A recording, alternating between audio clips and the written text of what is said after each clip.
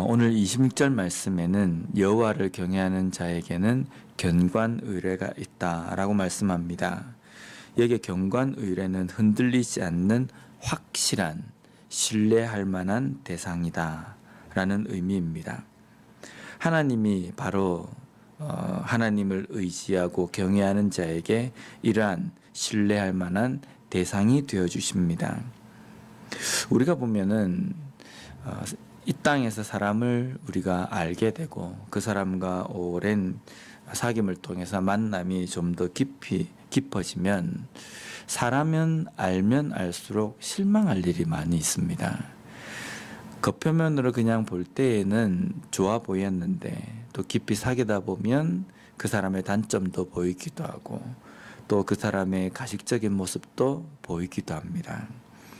그래서 사람은 깊이 알면 알수록 그것이 어떻게 보면 우리에게 실망을 줍니다. 그런데 그러한 실망을 감안하면서도 이 땅에서 그러한 관계를 맺고 이해하고 품고 그렇게 살아가는 겁니다.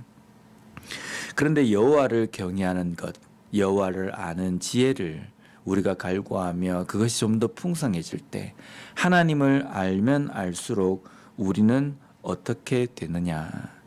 우리가 하나님을 알면 알수록 더 이 세상에서 우리가 신뢰하고 또 의지할 분은 오직 하나님이심을 우리가 깨달을 수밖에 없다는 겁니다. 하나님을 알면 알수록 이 땅에서 견고한 의지는 오직 하나님밖에 없다는 것, 그것을 우리가 깨닫게 됩니다.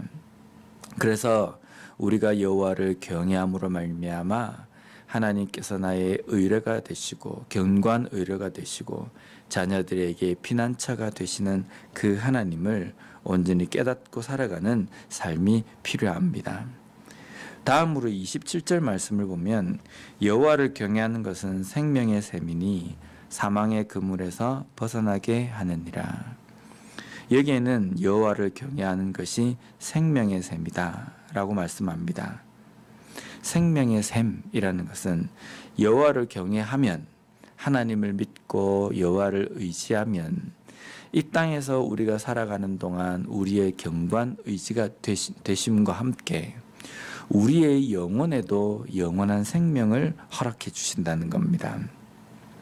즉 육신의 생명뿐만 아니라 영혼의 생명까지도 보장받는다라는 말씀입니다. 하나님께서는 우리를 구원해 주셔서 우리에게 영원한 생명을 약속해 주셨습니다. 그래서 사망의 그물에서 벗어나게 하십니다. 이게 그물이라는 것은요, 그물에게 탁 갇히면 당장에 죽진 않습니다. 그물에 이렇게 탁 갇히면 지금은 살아 있습니다. 단지 자유가 없을 뿐이고 그 그물에 얽매여 있을 뿐입니다. 근데 결국에는 그 그물에 갇힌 짐승은 이 죽음까지 가게 되는 겁니다. 사망의 그물에 덮여 있다, 사망의 그물에 얽매여 있다라는 것은 지금 당장은 우리의 삶에서 뭐 그렇게 내가 죽는다, 어떤다 이런 것에 대해서 별로 그 느낌이 없습니다. 그런데 이 사망의 그물 아래에 있는 그러한 삶은 종국에는 결국에는 그 영원한 사망, 멸망 가운데에 처해지게 되고 그 길로 치닫게 된다는 겁니다. 모든 인간이 그러한 상황이었습니다. 사망의 그늘에 얽매여 있었지만 하나님께서는 예수 그리스도를 통해서 우리를 그 사망의 그늘에서부터 벗어나게 하셨습니다. 결국은 사망의 그물에 덮여 있는 그 인생을 해방시켜 주시고 구원해 주실 분은 오직 하나님밖에 없다는 것, 오직 예수 그리스도밖에 없다는 것, 그것을 우리가 깨달아야 된다는 겁니다. 그래서 생명의 샘의 유일한 방법은 오직 여호와를 경외하는 것이고 예수 그리스도를 믿는 믿음으로만 가능하다는 것입니다. 마지막으로 28절 말씀을 보면 백성이 많은 것은 왕의 영광이요 백성이 적은 것은 주권자의 패망이니라. 여기 왕을 이렇게 그 비유를 해서 우리에게 말씀하시는데 백성이 많은 것은 왕의 영광이다. 그렇지 않겠습니까? 한 나라의 왕인데 그 나라의 백성이 한 10명 가까이 밖에 되지 않는다. 그것과 한 나라의 왕이 있는데 그 나라의 백성이 수만 명이 된다라고 하는 것과 어떤 것이 왕으로서의 위엄 있고 또 왕으로서의 힘이 있겠습니까? 그런데 어떻게 하다가 백성이 많고 적은 왕이 있을 수가 있는가? 왕이 백성을 잘 다스려야 되는데 그렇지 못하고 폭정을 일삼고 전쟁을 자기가 왕으로서 영토를 넓히는 데에만 혈안이 되어 있어서 백성을 전쟁에 동원하기도 하고 또 그 백성들에게 너무나도 많은 세금을 거둬들이고 그래서 자기의 배를 채우고 이런 왕이 있다고 한다면 백성은 죽어나가고 백성은 이탈할 수밖에 없다는 겁니다.